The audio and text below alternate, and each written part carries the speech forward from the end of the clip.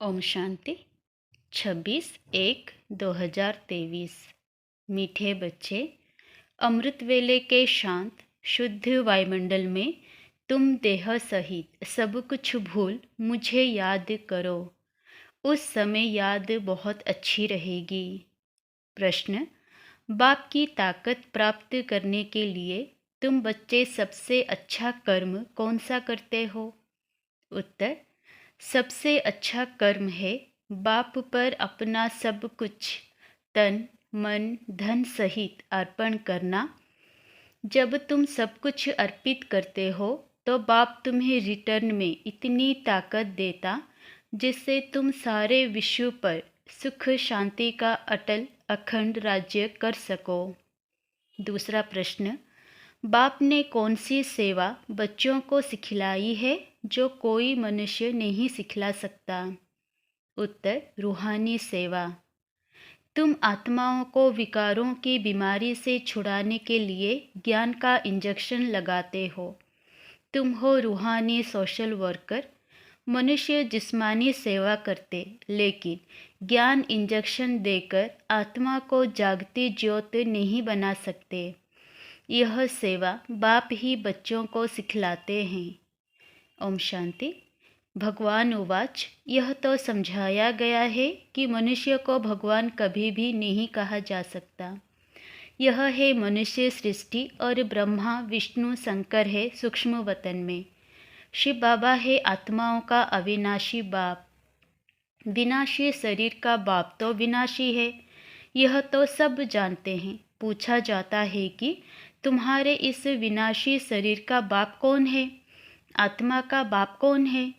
आत्मा जानती है वह परमधाम में रहते हैं। अभी तुम बच्चों को देह अभिमानी किसने बनाया? देह को रचने वाले ने।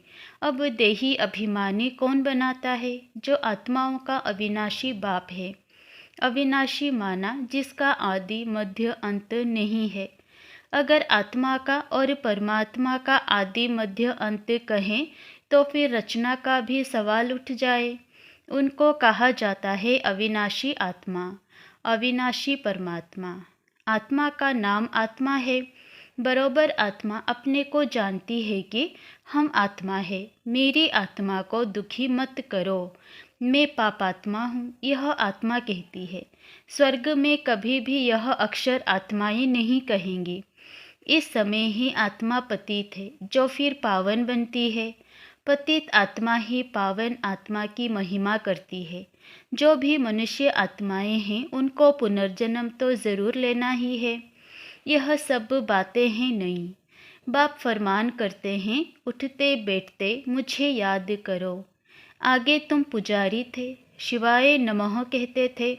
अब बाप कहते हैं तुम पुजारियों ने नमः तो बहुत बारी किया, अब तुमको मालिक पूज्य बनाता हूँ। पूज्य को कभी नमः नहीं करना पड़ता।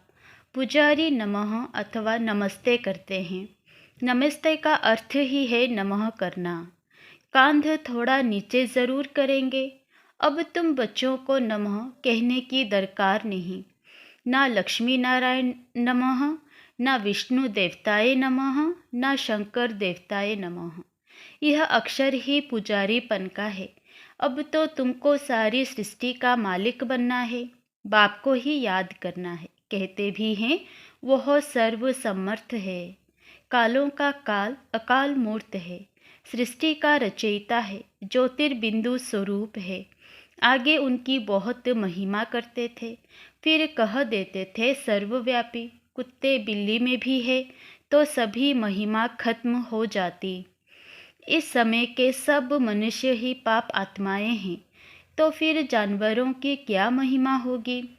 मनुष्य की ही सारी बात है। आत्मा कहती है मैं आत्मा हूँ, यह मेरा शरीर है। जैसे आत्मा बिंदु है वैसे परमपिता परमात्मा भी बिंदु है। वह भी कहते मैं पतितों को पावन बनाने साधारण तन में आता हूँ, आकर बच्चों का ओबीडिएंट सर्वेंट बन सर्विस करता हूँ। मैं रूहानी सोशल वर्कर हूँ। तुम बच्चों को भी रूहानी सेवा करना सिखलाता हूँ और सब जिस्मानी हद की सेवा करना सिखलाते हैं। तुम्हारी है रूहानी सेवा। तब कहा जाता है ज्ञान अंजन सतगुरु दिया। सच्चा सतगुरु वह एक ही है, वही अथॉरिटी है। सभी आत्माओं को आकर इंजेक्शन लगाते हैं। आत्माओं में ही विकारों की बीमारी है। यह ज्ञान का इंजेक्शन और कोई के पास होता नहीं। पतित आत्मा बनी है ना कि शरीर, जिसको इंजेक्शन लगाएं। 5 विकारों की कड़ी बीमारी है। इसके लिए इंजेक्शन ज्ञान सागर बाप के सिवाय कोई के पास भी है नहीं। बाप आकर आत्माओं से बात करते हैं कि हे आत्माएं, तुम जागती ज्योति हो। फिर माया ने परछाया डाला, डालते डालते तुमको धुंधकारी बुद्धि बना दिया है। बाकी कोई युधिष्ठिर व धृतराष्ट्र की बात नहीं है, यह रावण की बात है। बाप कहते हैं मैं आता ही हूँ साधारण रीति, मेरे को विरला ही कोई जान सकते हैं। शिव जयंती अलग है तो कृष्ण जयंती भी अलग है। परमपिता परमात्मा शिव को श्री कृष्ण से मिला नहीं सकते, वह निराकार, वह साकार। बाप कहते हैं मैं हूँ निराकार, मेरी महिमा भी गाते हैं। हे पतित पावन, आकर इस भारत को फिर से सतयुगी देवी राजस्थान बनाओ। कोई समय देवी राजस्थान था, अभी नहीं है, फिर कौन स्थापन करेगा? परमपिता परमात्मा ही ब्रह्मा द्वारा नई दुनिया स्थापन करते हैं। अभी है पतित प्रजा का प्रजा पर राज्य, इनका नाम ही है कब्रिस्तान। माया ने खत्म कर दिया है। अब तुमको देह सही देह के सब संबंधों को भूल मुझ बाप को याद करना है। शरीर निर्वाह अर्थ कर्म भी भल करो। जो कुछ समय मिले तो मुझे याद करने का पुरुषार्थ करो। यह एक ही तुमको युक्ति बताते हैं। सबसे जास्ती मेरी याद तुमको अमृत वेले रहेगी, क्योंकि वह शांत शुद्ध समय होता है। उस समय ना चोर चोरी करते, ना कोई पाप करते, ना कोई विकार में जाते। सोने के टाइम सब शुरू करते हैं। उसको कहा जाता है घोर तमोप्रधान रात। अब आप कहते हैं बच्चे, पास्ट इज पास्ट, भक्ति मार्ग का खेल पूरा हुआ। अब तुमको समझाया जाता है यह तुम्हारा अंतिम जन्म है। यह प्रश्न उठ नहीं सकता कि सृष्टि की वृद्धि कैसे होगी। वृद्धि तो होती ही रहती है। जो आत्माएं ऊपर हैं उनको नीचे आना ही है। जब सभी आ जाएंगे तब विनाश शुरू होगा। फिर नंबरवार सबको जाना ही है। गाइड सबसे आगे होता है ना। बाप को कहा जाता है लिबरेटर, पतित पावन। पावन दुनिया है ही स्वर्ग, उनको बाप के सिवाय कोई बना ना सके। अब तुम बाप की श्रीमत पर भारत की तन मन धन से सेवा करते हो। गांधी जी चाहते थे परंतु कर ना सके। ड्रामा की भावी ऐसी थी, जो पास्ट हुआ। पतित राजाओं का राज्य खत्म होना था तो उनका नाम निशान खत्म हो गया। उन्होंने प्रॉपर्टी का भी नाम निशान नहीं है। खुद भी समझते थे लक्ष्मी नारायण ही स्वर्ग के मालिक थे, परंतु यह कोई नहीं जानते कि उन्हों को ऐसा किसने बनाया। जरूर स्वर्ग के रचयिता बाप से वर्षा मिला होगा, और कोई इतना भारी वर्षा दे ना सके। यह बातें कोई शास्त्रों में नहीं है, गीता में है, परंतु नाम बदल दिया है। कौरव और पांडव दोनों को राजाई दिखाते हैं, परंतु यहाँ दोनों को राजाई नहीं है। अब आप फिर स्थापना करते हैं। तुम बच्चों को खुशी का पारा चढ़ना चाहिए। अब नाटक पूरा होता है। अब जा रहे हैं। हम स्वीट होम में रहने वाले हैं। वो लोग कहते हैं फलाना पार निर्वाण गया, वह ज्योति ज्योत में समाया, अथवा मोक्ष को पाया। भारतवासियों को स्वर्ग मीठा लगता है। वो कहते हैं स्वर्ग पधारा। बाप समझाते हैं मोक्ष तो कोई, अथवा मोक्ष को पाया, मोक्ष तो कोई पता नहीं। सभी का सद्गति दाता बाप ही है, वह जरूर सबको सुख ही देगा। एक निर्वाण धाम में बैठे और एक दुख भोगे, यह बाप सहन कर नहीं सकते। बाप है पतित पावन। एक है मुक्तिधाम पावन, दूसरा है जीवन मुक्तिधाम पावन। फिर द्वापर के बाद सभी पतित बन जाते हैं। 5 तत्वों आदि सब तमोप्रधान बन जाते हैं। फिर बाप आकर पावन बनाते हैं। फिर वहाँ पवित्र तत्वों से तुम्हारा शरीर गोरा बनता है। नेचुरल ब्यूटी रहती है, उनमें कशिश रहती है। श्री कृष्ण में कितनी कशिश है, नाम ही है स्वर्ग, तो फिर क्या। परमात्मा की महिमा बहुत करते हैं। अकाल मूर्त, फिर उनको ठीकर भीतर में ठोक दिया। बाप को कोई भी जानते नहीं, जब बाप आए तब आकर समझाए। लौकिक बाप भी जब बच्चे रचे तब तो बाप की बायोग्राफी का उनको पता पड़े। बाप के बिगैर बच्चों को बाप की बायोग्राफी का पता कैसे पड़े। अब बाप कहते हैं लक्ष्मी नारायण को वरना है तो मेहनत करनी पड़े। जबरदस्त मंजिल है, बहुत भारी आमदनी है। सतयुग में पवित्र प्रवृत्ति मार्ग था, पवित्र राजस्थान था, सो अब अपवित्र हो गया है, सब विकारी बन गए हैं। यह है ही आसुरी दुनिया, बहुत करप्शन लगी हुई है। राजाई में तो ताकत चाहिए, ईश्वरीय ताकत तो है नहीं। प्रजा का प्रजा पर राज्य है। जो दान पुण्य अच्छे कर्म करते हैं उनको राजाई घर में जन्म मिलता है, वह कर्म की ताकत रहती है। अभी तुम तो बहुत ऊंचे कर्म करते हो, तुम अपना सब कुछ तन मन धन शिव बाबा को अर्पण करते हो, तो शिव बाबा को भी बच्चों के सामने सब कुछ अर्पण करना पड़े। तुम उनसे ताकत धारण कर सुख शांति का अखंड अटल राज्य करते हो। प्रजा में तो कुछ भी ताकत नहीं है। ऐसे नहीं कहेंगे कि धन दान किया तब एमएलए आदि बने। धन दान करने से धनवान घर में जन्म मिलता है। अभी तो राजाई कोई है नहीं। अब बाबा तुमको कितनी ताकत देते हैं। तुम कहते हो हम नारायण को वरेंगे, हम मनुष्य से देवता बन रहे हैं। यह है सब नई नई बातें।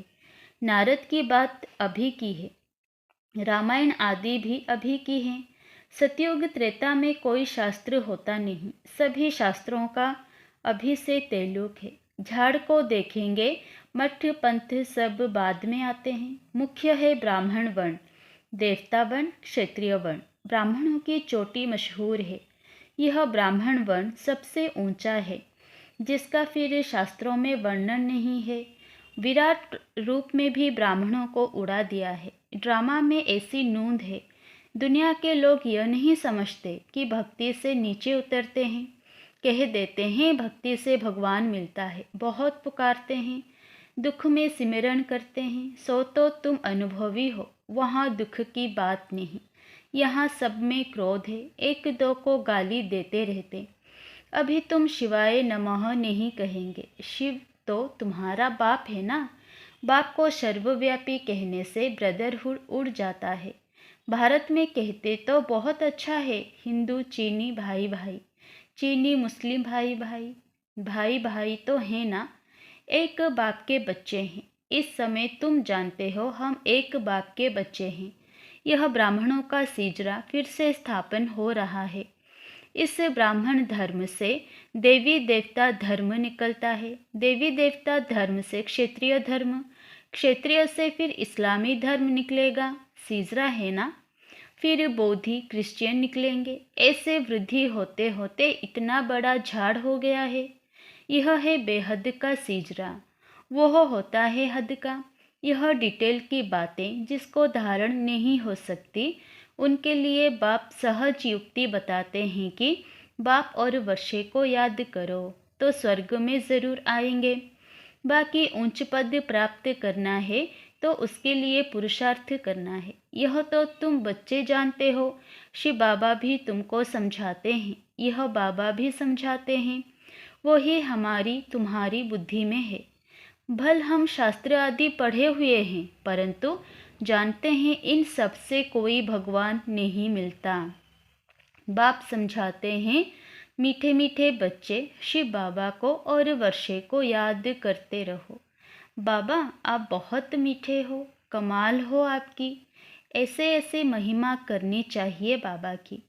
तुम बच्चों को ईश्वरीय लॉटरी मिली है, अब मेहनत करनी है ज्ञान और योग की। इसमें ज़बरदस्त प्राइज़ मिलती है। तो पुरुषार्थ करना चाहिए ना। अच्छा, मीठे मीठे सिकिलधे बच्चों प्रति माता पिता बाप दादा का याद प्यार और गुड मॉर्निंग। रूहानी बाप की रूहानी बच्चों को नमस्ते। धारणा के लिए मुख्य सार 1 नंबर। अब नाटक पूरा हो रहा है, हम अपने स्वीट होम में जा रहे हैं। इस स्मृति से खुशी का पारा सदा चढ़ा रहे। नंबर 2, पास्ट सो पास्ट कर। इस अंतिम जन्म में बाप को पवित्रता की मदद करनी है। तन मन धन से भारत को स्वर्ग बनाने की सेवा में लगना है। वरदान, सर्व पुराने खातों को संकल्प और संस्कार रूप से भी समाप्त करने वाले अंतर्मुखी भवो। बाप दादा बच्चों के सभी चौपड़े अब साफ देखना चाहते हैं। थोड़ा भी पुराना खाता अर्थात बाह्योमुखता का खाता संकल्प व संस्कार रूप में भी रह न जाए। सदा सर्व बंधन मुक्त और योग युक्त इसी को ही अंतर्मुखी कहा जाता है। इसलिए सेवा खूब करो, लेकिन बाह्योमुखी से अंतर्मुखी बनकर करो। अंतर्मुखता की सूरत द्वारा बाप का नाम वाला करो।